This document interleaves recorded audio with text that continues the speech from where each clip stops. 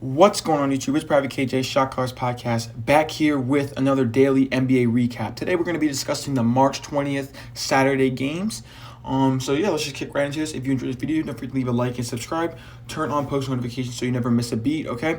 We're going to be discussing the Atlanta Hawks and the Lakers game and how the Lakers just had a devastating news that LeBron will be out indefinitely with a high ankle sprain. Philly's dominating win against the Kings. The Bucks tight win and a really good victory for them against the Spurs, and the Clippers dominating win against the Charlotte Hornets.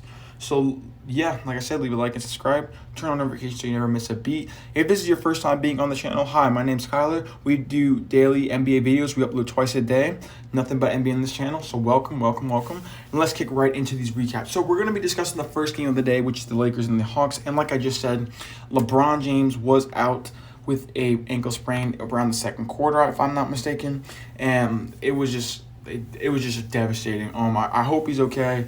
It is a high ankle sprain. I do expect him to be out for at least like a month and a half or two. I wouldn't be surprised about that, but we're not here to talk about the Lakers. But I will end up talking about the Lakers in tomorrow's video. Like I said, we upload twice a day. I will be talking about them, the Lakers, what to expect from them without LeBron and Anthony Davis for the time being, and what they can do to kind of stay uplift and stay afloat in the Western Conference, knowing that their two stars will not be there. Expect some sort of deadline moves. I wouldn't be surprised if they do that as well, just so that they can try and keep this roster afloat, like I just said. But like I said, let's kick right into the Hawks talk, because I really want to talk about. So the cool thing about this was, even though that they won by 5 points without LeBron and Anthony Davis, a win is a win nonetheless. And it's nice to see that they were able to pull out this dub without Trae Young shooting very well. He only shot 33% from the field. He did dish out 11 assists, which is nice to see. But John Collins stepped up really big today. Shot amazing from the field, 11 of 15, 1 of 2 from 3, and had 27 points and 16 rebounds. Wow.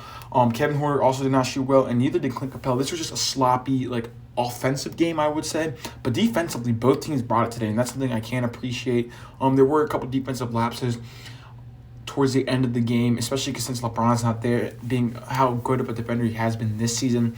And there were actually a few times that the Lakers didn't play terrible defense, but the Hawks hit tough shots at the end, which would kill the momentum, because if you missed it, Montrezl Harrell went on a tear in the fourth quarter. Clint Capella could not guard him. They were just leaving Harrell to ISO, and it was just kind of these post-ups and face-up games, kind of like what Carmelo was doing. He was looking like Carmelo Anthony, I'm not even going to lie. It was really nice to see. And the cool thing about it is that every time he scored, the Hawks had to answer, and that's something you can appreciate. And if you're not aware, the Hawks have been hot recently, and that is really good, because I talked about him in another video that actually blew up 3 days ago. It's about 750 views, so I appreciate you guys. Thank you for giving me the recognition on that. I'd love to see that. Let's just keep that momentum going. But like I said, they've been hot recently, and I'm pretty sure they're like 9-10 now in their last, or 9-1 in their last 10 games. So that's pretty nice to see. Bogdanovich only shot 4 of 10 from the three, but the secondary playmaking, or I should say more ball handling. The secondary ball handling from him today was really key. Danilo Gallinari shot really well, 4 of 6 from the three-point line, and finished with 18 points. Shout out to him. And for the Lakers side, like I said, Harrell did his thing, 23 points, and really cooked up in the fourth quarter, I should say. Wesley Matthews, if you did not watch, in the first quarter, he hit like 3 straight threes and didn't hit a shot after that. He finished with 9 points, though. Good for him. Horton Tucker did not shoot that well. Like I said, this was an overall sloppy performance on the offense side of the ball for both teams. There's not a lot of shots falling consistently throughout the game. And ultimately, the Hawks did pull the dub, so shout out to them. Next up, we're going to be discussing the 76ers and the Kings, more of the main talk of today's recap. Because, if you're not aware, Tobias Harris absolutely went on a tear today, okay? 11 rebounds, 8 assists, 2 steals with 29 points. Tobias Harris was virtually unguardable. It was crazy. If you missed out, on a really good performance by him. Danny Green, shout out to him. He chipped in with 18 points and 3 steals. Matthias Thybulle playing amazing defense, as he always is, hounding the ball handlers.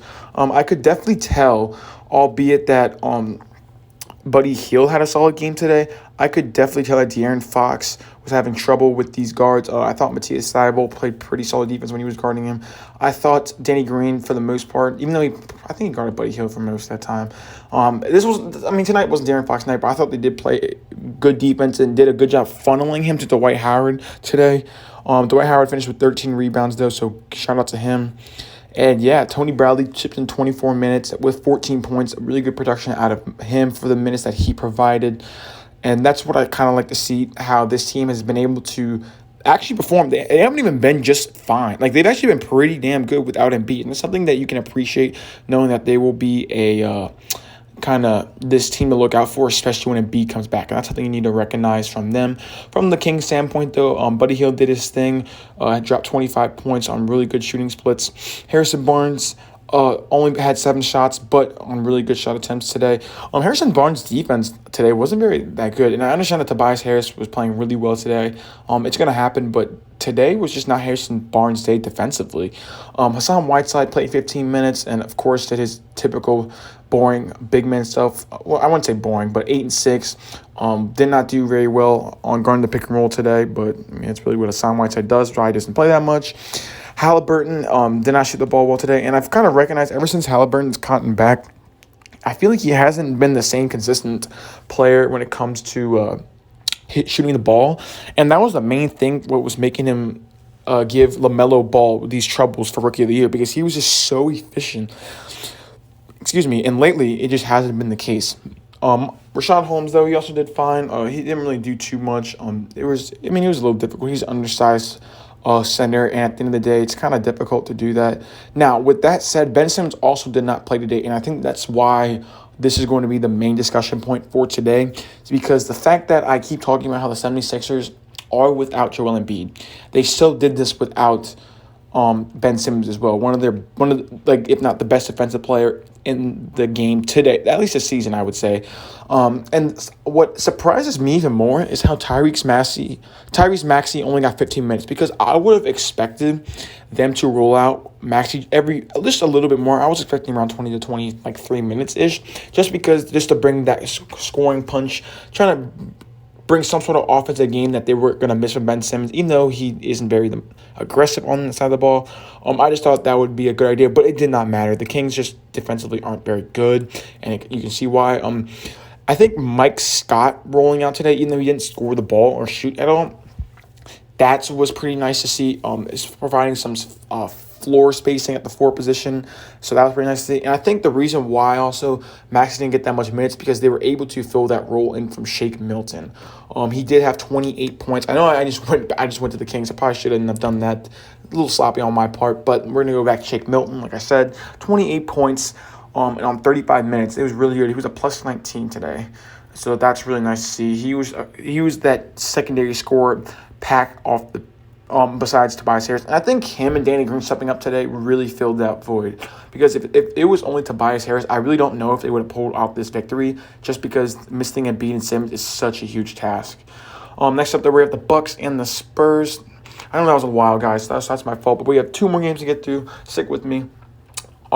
So this game was so cool. Dante DiVincenzo was doing his thing, and he is one of the most underrated players this season. Now, I understand that DiVincenzo did not shoot very well today, but he just, for some reason, every game he provides something new, and that's something that you can appreciate from that player, because today it was just rebounding today.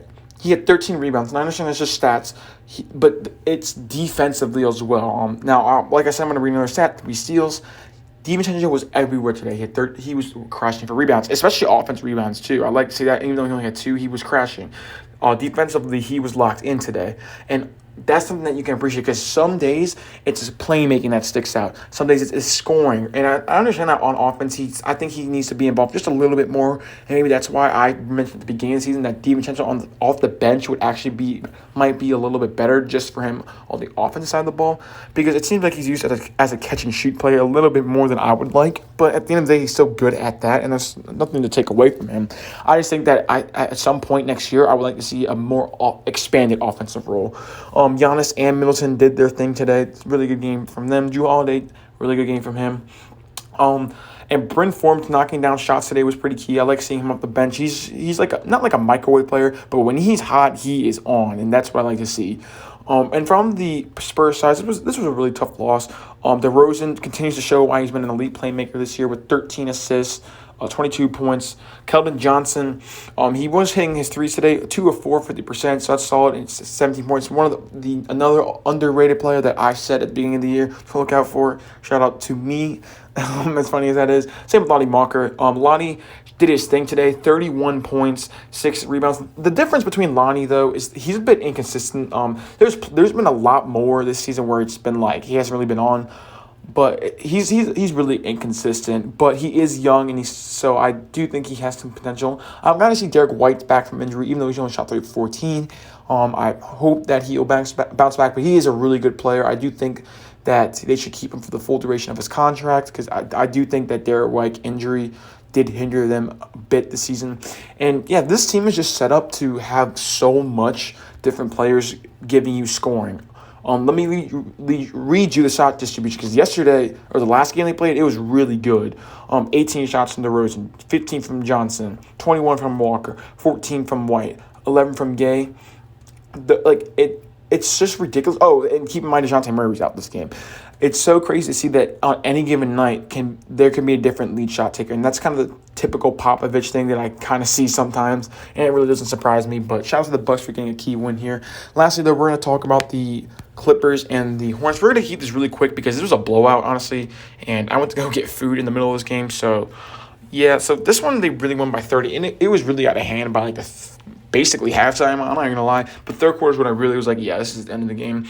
For the Hornets side, no one really impressed me all that much outside of Miles Bridges. He did his thing, so shout out to him with 21 points.